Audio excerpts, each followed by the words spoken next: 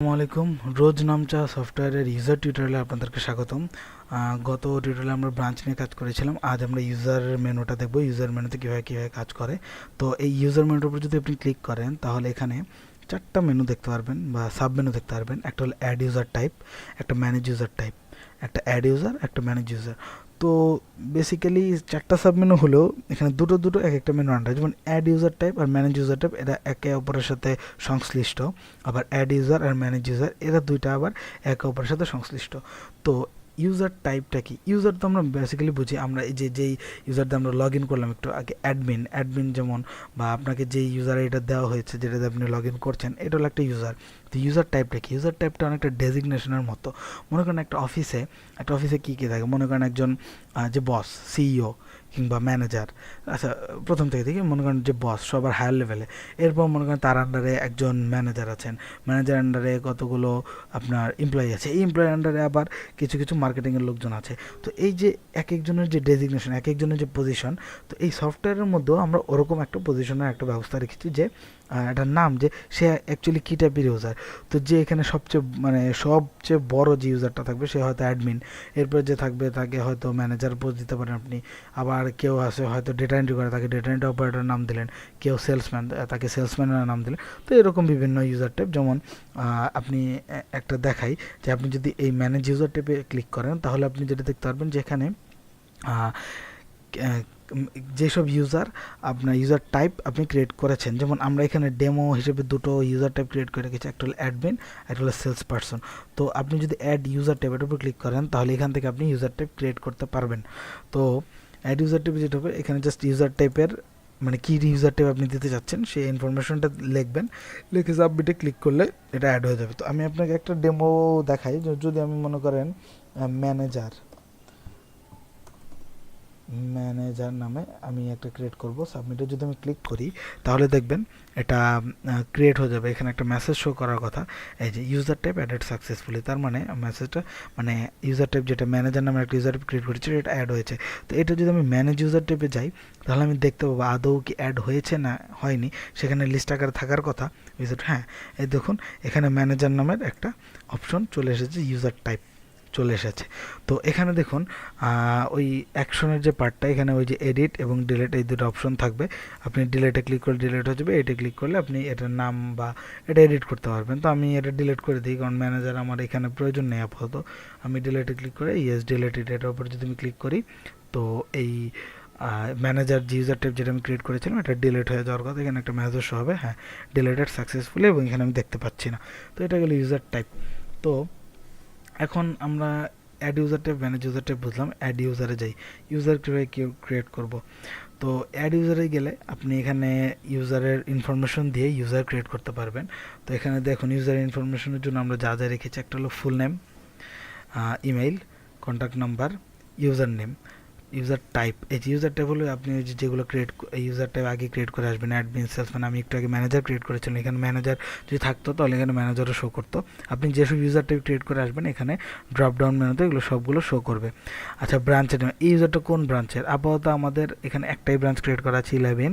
তো এখানে একটাই শো করছে। আপনি যদি একাধিক ব্রাঞ্চ থাকে তাহলে এখানে সব ব্রাঞ্চের নামগুলো শো করবে। আপনি এখান থেকে ইউজার ক্রিয়েট করার সময় বলে দিতে পারবেন যে ওই ইউজারটা আসলে কোন ব্রাঞ্চের, এবং সে যখন লগ ইন করবে তখন সেই ব্রাঞ্চের ইনফরমেশনগুলোই সে শুধু দেখতে পারবে। আচ্ছা, এখানে আছে পাসওয়ার্ড, আপনি পাসওয়ার্ড দিবেন। এখানে প্রোফাইল পিক, অ্যাড্রেস, আর এখানে কারেন্ট অ্যাড্রেস, এবং নিচে দেখেন পারমিশন, অ্যাক্সেস পারমিশন। এই যে লেফট মেনুগুলো আছে, বা এখানে যে এই নোটিফিকেশনের মেনুটা, কিংবা এখানে যে ডেটাবেস ব্যাকআপের ইনফরমেশন মেনুটা, এগুলো আপনি এখান থেকে অ্যাক্সেস কন্ট্রোল আপনি দিতে পারবেন। আপনি এখানে যেভাবে দিবেন সেটা মেনলি একটু খেয়াল করুন। ব্রাঞ্চ, এটাকে একটা মেনু ধরা হয়েছে, এই পুরো ব্রাঞ্চটা যেটা, এটাকে একটা মেনু ধরা হয়েছে। তারপরে আপনি যদি ব্রাঞ্চে ক্লিক করেন সে ব্রাঞ্চের সব এডিট ডিলেট থেকে শুরু করে ব্রাঞ্চের সব পাবে। ইউজারও তাই, ড্যামেজ তাই, ইন্টার ট্রান্সফার, পেমেন্ট, কালেকশন, এগুলো সব আপনি এভাবে পাবেন। তো যেগুলো একটু বড় বড় মেনু সেগুলোর মধ্যে আবার একটু ভাগ করে রাখা হয়েছে, যেমন সেলের মধ্যে কাস্টমার আছে, প্রোডাক্ট সেল আছে, সেল রিটার্ন আছে। আমরা একটু দেখাই, মনে করেন এই সেল মেনুতে আছে কাস্টমার, এই কাস্টমারকে একটা মেনু ধরা হয়েছে। তো কাস্টমার যদি ক্লিক করেন তাহলে সে এই কাস্টমারের যে এই মেনুটা সে অ্যাক্সেস পাবে। প্রোডাক্ট সেল কি, এই প্রোডাক্ট সেল আর প্রোডাক্ট সেল লিস্ট এই দুইটাকে একসাথে প্রোডাক্ট সেল বলা হচ্ছে। তার মানে কাউকে যদি আপনি প্রোডাক্ট সেলের অ্যাক্সেসটা দেন তাহলে সে এই প্রোডাক্ট সেল এবং প্রোডাক্ট সেল লিস্ট এই দুটোই পাবে। একইভাবে সেল রিটার্ন যদি আপনি কাউকে অ্যাক্সেস দেন তাহলে সেল রিটার্ন এবং সেল রিটার্ন লিস্ট এই দুটোই সে পাবে। তো একটা জিনিস মাথায় রাখেন, এখানে যে সবচেয়ে উপরে যে অল পারমিশন নামের যে ঘরটা, এটা যদি আপনি ক্লিক করেন তাহলে অটোমেটিক এই যত অ্যাক্সেসগুলো আছে সবগুলো অটোমেটিক টিক হয়ে যাবে। আর এটা যদি না দেন তাহলে এটা হবে না। এটা হলো জাস্ট আপনি যে সুপার অ্যাডমিন থাকে তাকে তো আপনি অবশ্যই সব অ্যাক্সেস দেবেন, তো এটার জন্য এটা রাখা হয়েছে জাস্ট একটা ক্লিক করলে সব ক্লিক হয়ে যায় অটো, এটা রাখা হয়েছে। আর এমনি অন্যান্য যে ইউজার থাকবে সেগুলোকে আপনি ম্যানুয়ালি এখান থেকে ইনফরমেশনগুলো দিতে পারবেন।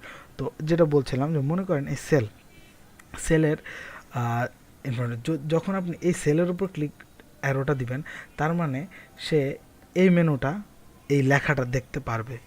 হ্যাঁ, তো আপনি যদি শুধু এই সেলের মধ্যে ক্লিক দেন আর বাকি তিনটে ক্লিক না দেন তাহলে সে জাস্ট এই সেল মেনুটা এরকম এই লেখাটা দেখতে পারবে।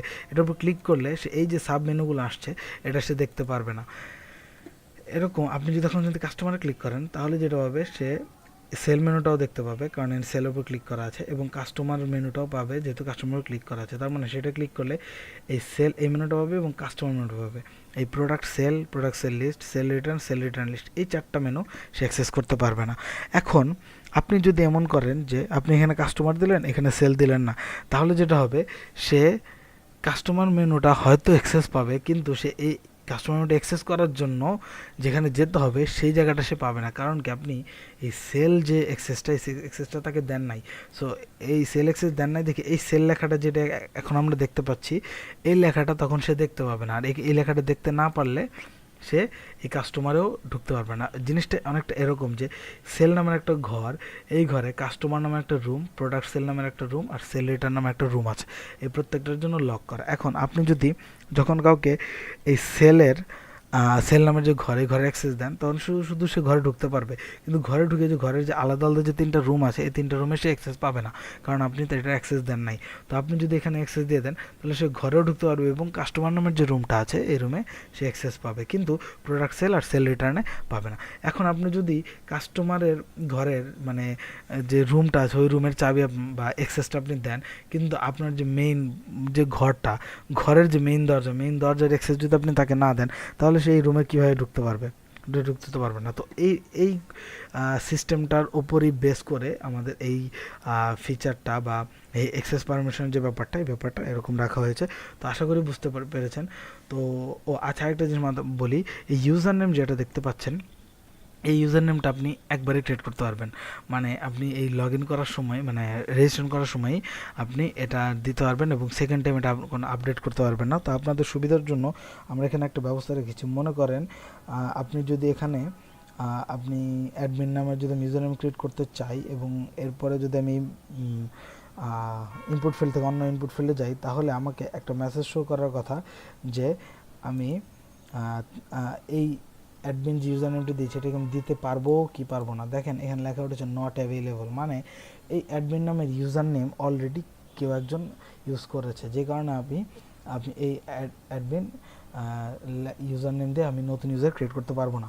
তো আমি এখানে যদি আমি অন্য কিছু একটা দিই তাহলে এখানে এই দেখেন এখন লেখা উঠেছে অ্যাভেলেবল, তার মানে আমি এই অ্যাডমিন 1 দিয়ে আমি ইউজার ক্রিয়েট করতে পারবো, কারণ এই অ্যাডমিন 1 দিয়ে এখন পর্যন্ত কেউ খুলে নাই কিংবা কোনো ইউজার এক্সিস্ট না যার ইউজার নেম অ্যাডমিন 1।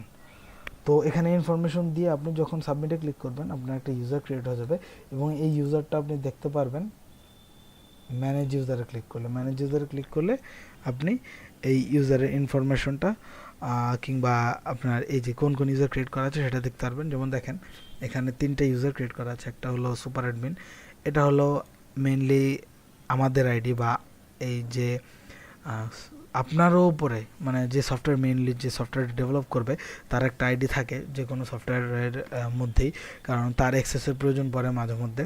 তো এই কারণে এটা হলো আমার আইডি বা আমার যে সফটওয়্যার যে ডেভেলপ করবে তার আইডি। এখানে আর দুইটা আছে মিস্টার অ্যাডমিন এবং সেলস পারসন, এই দুটো ক্রিয়েট করা।